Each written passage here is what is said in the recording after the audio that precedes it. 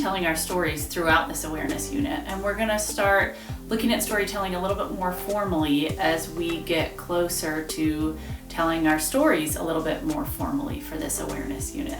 Just mapping, finding our why, looking at our core values, looking at our tendencies, all of those involve telling stories about ourselves and looking at the stories that we tell about ourselves. So we're going to look at storytelling for two reasons.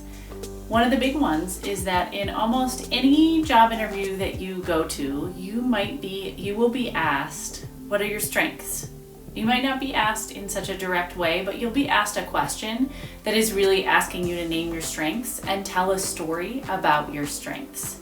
So we're going to look at this for job interviews. We're also going to look at it because it's an important life skill to have, to look at the stories that we tell about ourselves. The stories that we tell to others, the stories that we tell in our heads, have a deep impact on how we see ourselves and the choices that we make. I want to share a quote from a book that's written for teachers. It's called Onward, all about developing resilience, but I think this quote really applies to what we're doing when we're talking about storytelling. We are our stories that can both be prison and the crowbar to break open the door of that prison. We make stories to save ourselves or to trap ourselves or others, stories that lift us up or smashed us against the stone wall of our own limits and fears. Liberation is always in part a storytelling process. Breaking stories, breaking silences, making new stories.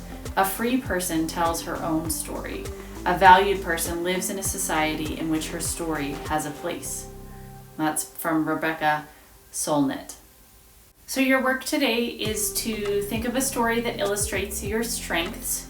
If you are having a hard time coming up with something, I would advise looking back on all the work you've done with your tendency, your genius mapping, finding your why and your core values, and seeing what stories come up associated with those things.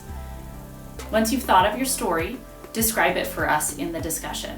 Feel free to get creative and use a different format other than just typing into that box to share your story. Just include a link in the discussion so that we can all access it and see it. You're welcome to include a video, an Adobe Spark page, Adobe Spark video, or an audio recording of yourself describing it. That's all wonderful. So once you have had a chance to upload your story to our discussion board, please make sure you make some time to go back and read through those of your peers and make comments too. As we share these things, it's really nice to build community as we bear witness to each other's strengths, even if it is just on a discussion board in Schoology.